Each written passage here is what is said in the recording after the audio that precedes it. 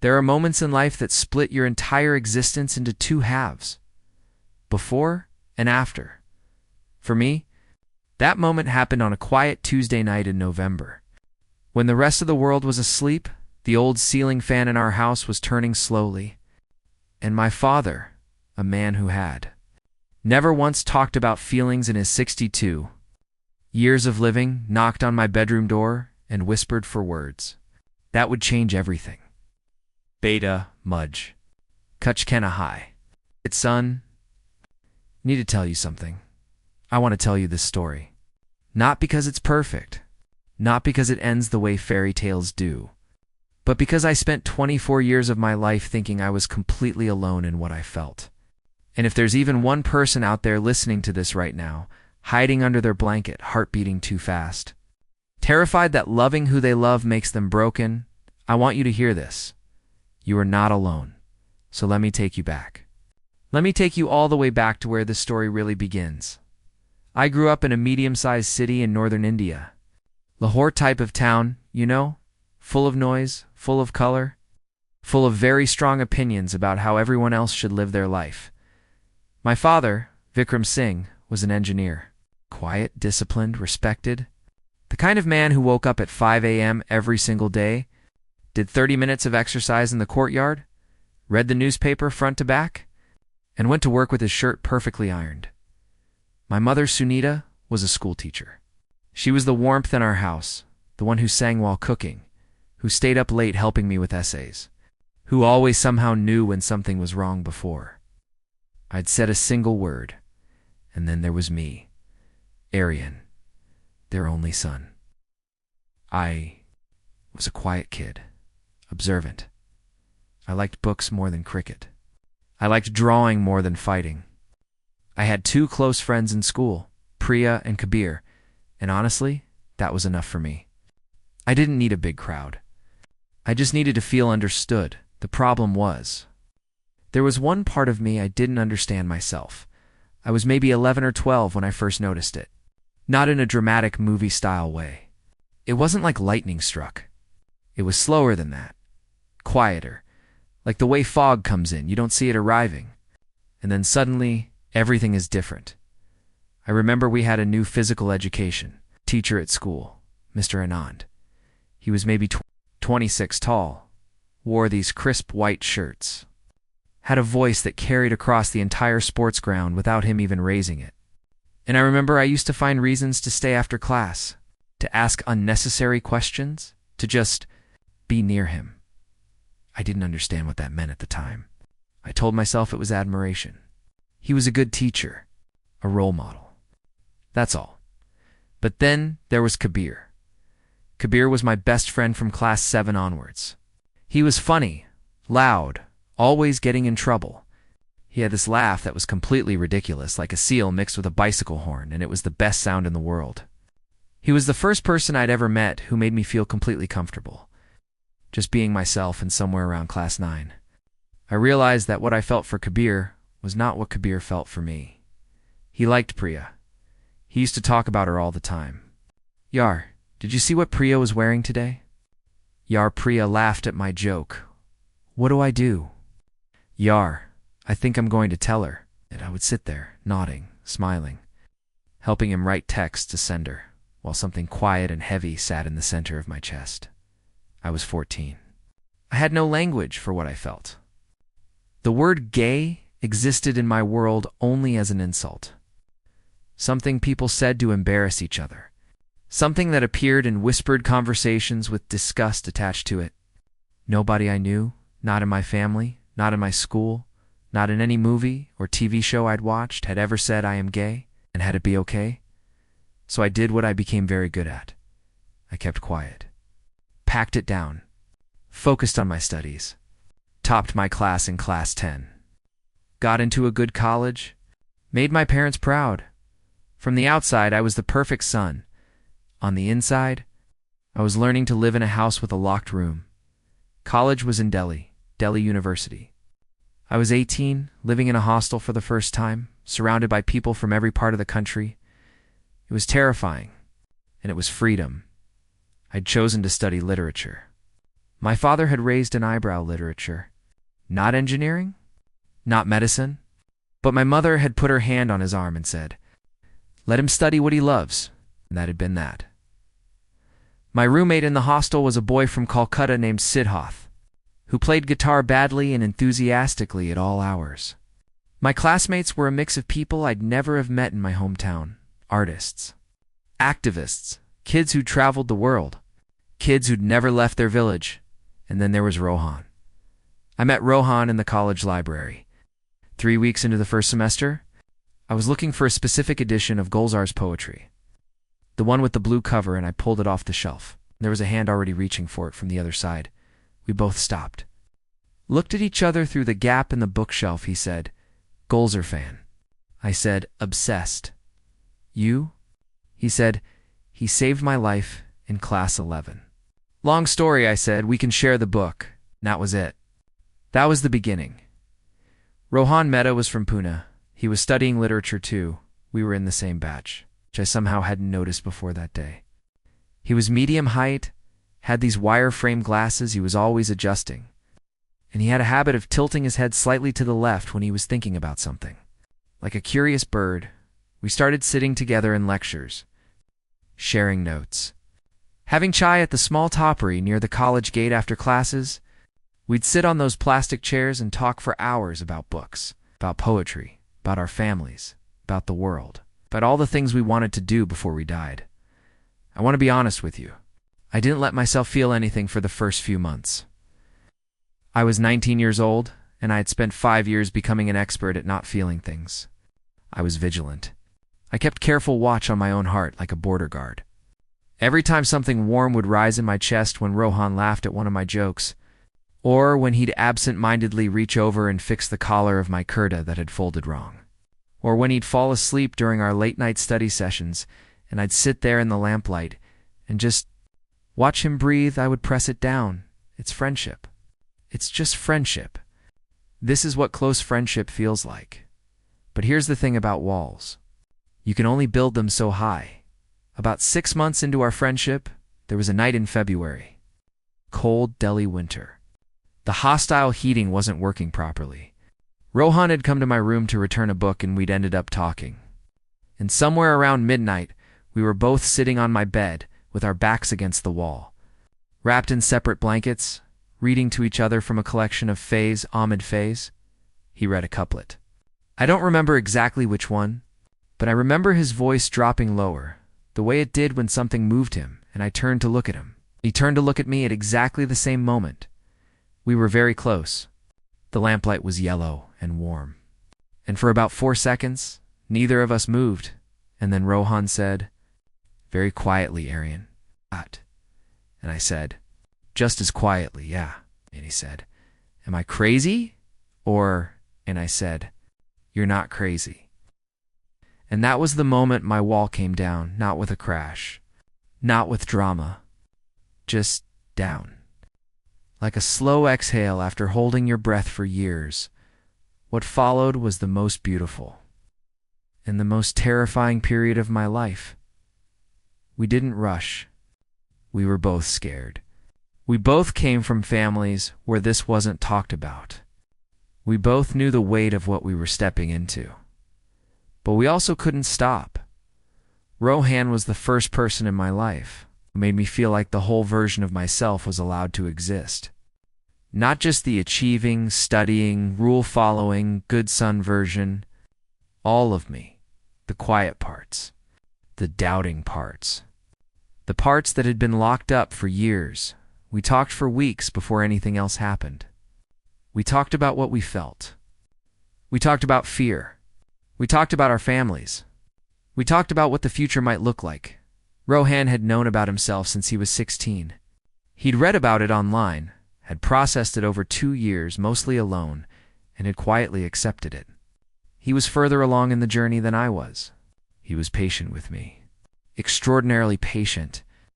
"You don't have to have everything figured out," he told me one evening. When we were walking along the college campus after dinner, "You're allowed to just be where you are." That sentence cracked something open in me. You're allowed to just be where you are.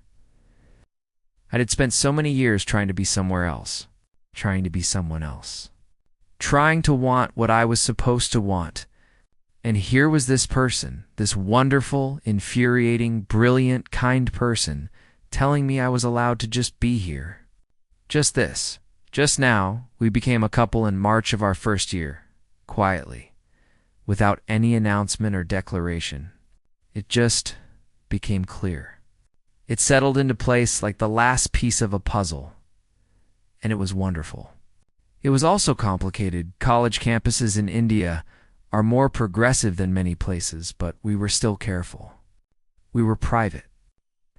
We didn't hold hands in public. We didn't show affection in front of people we didn't know. We had a small circle of friends who knew, maybe 4 or 5 people. And outside of that circle, we were just close friends. It was a double life in a sense. And I won't pretend it wasn't exhausting. But inside that small, protected space we'd built for ourselves, inside a library corner, inside the late-night chai sessions, inside the long phone calls when we were both home for holidays, inside that space, we were completely real. 2 full years passed, some of the happiest of my life. And then it was summer break before our final year. And I went home, and everything started to shift. Coming home from college always had this strange double feeling. On one hand, it was comfort. My mother's cooking, my own bed, the familiar smell of the household wood, her jasmine hair oil, my father's coffee in the morning. On the other hand, it was a reminder of everything I hadn't said. I had not told my parents about Rohan. I had not told anyone in my family. My parents knew Rohan existed. I talked about him often enough that my mother had formed a clear picture. "You're Rohan," she called him, with a warmth that made my heart hurt. "How's your Rohan? When is he coming to visit? He sounds like such a good boy." I would smile and change the subject. That summer, something was different at home. I noticed it immediately, but couldn't place it. My father was quieter than usual. Not his usual quiet, which was calm and self-contained, but a different kind of quiet, a weighted one.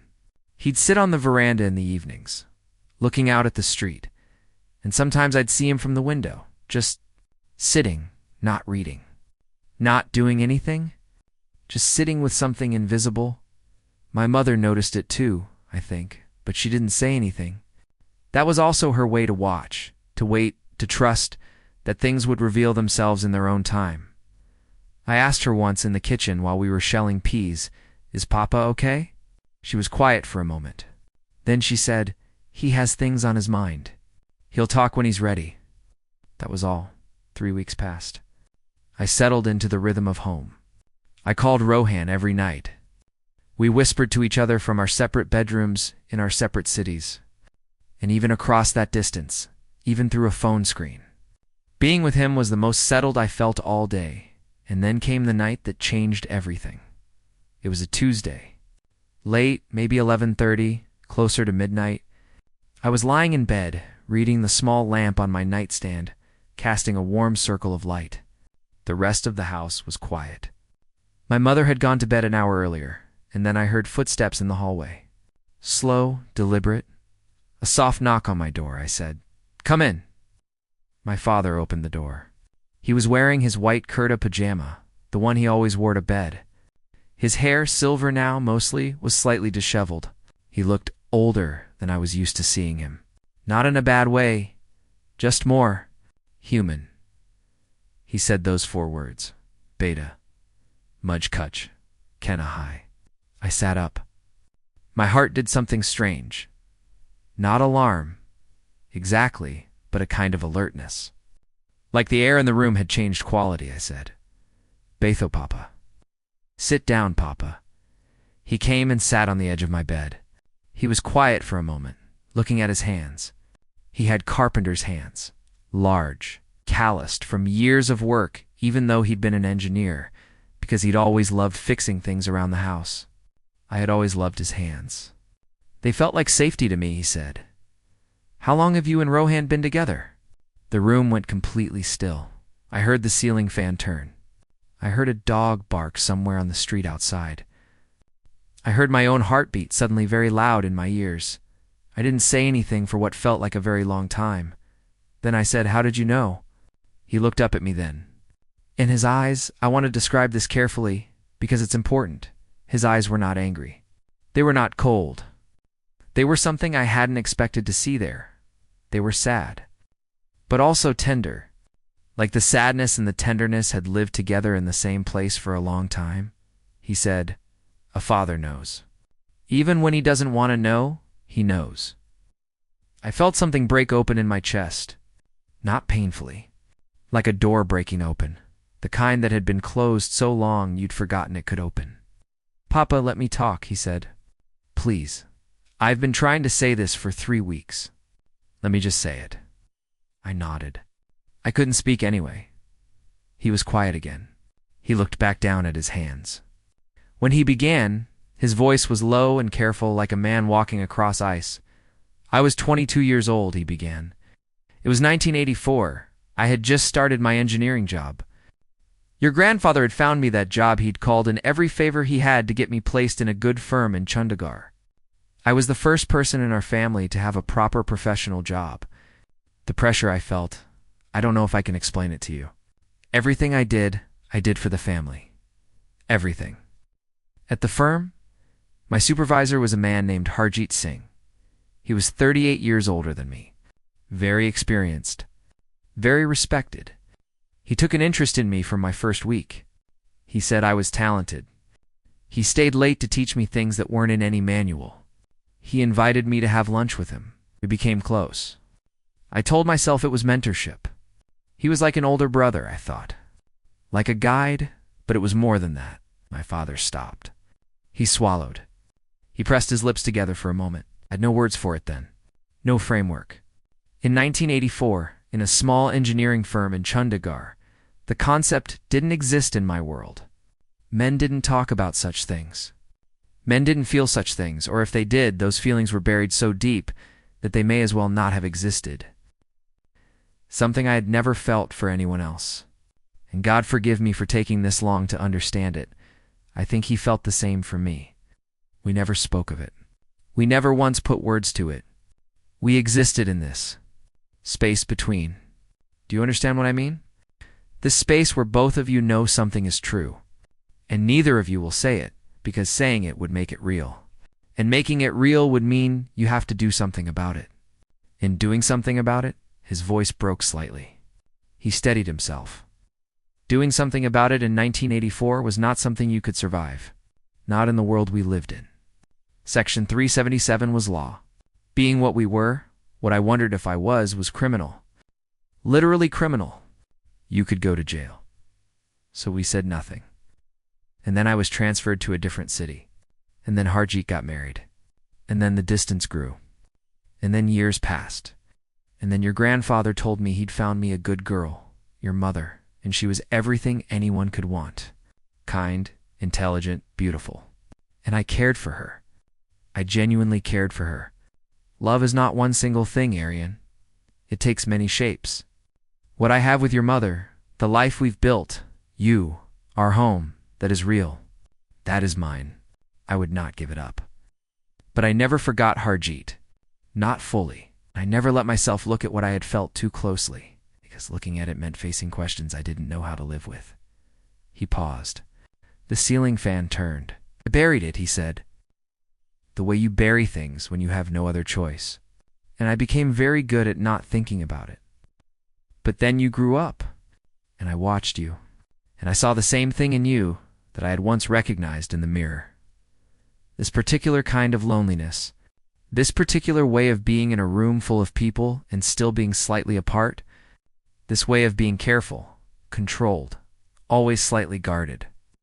And when you came home from college talking about Rohan, the way your voice changed when you said his name, Beta, the way your whole face changed, I knew. I knew immediately. Because I remembered what it felt like to say Harjeet's name. I was crying by this point. I hadn't realized it was happening until I felt the warmth on my cheeks. My father reached out and placed his hand over mine. He said, "I am not telling you this to confuse you, or to make you sad for me. I am telling you this because I wasted 40 years being ashamed of something that was simply part of who I am. And I will not watch my son waste his years the same way. What you feel for Rohan, It is not wrong. It is not broken. It is not something to be fixed. It is love. And love, in whatever form it takes, is not something any human being should have to hide. I should have told you this years ago. I should have let you know that you were not alone. That is my failure, and I am sorry for it. We sat like that for a long time, my hand under his, the lamp burning, the fan turning. Then I said, the first thing I'd managed to say in 15 minutes, "Papa, thank you." He looked at me. There were tears in his eyes too, though he was fighting them in the way men of his generation fight tears, jaw tight, blinking rapidly, looking up slightly. He said, "Don't thank me. Just don't hide anymore. Life is too short to spend hiding." He stood up to leave. He paused at the door. He said, "Tell me about him, Rohan, tomorrow at breakfast.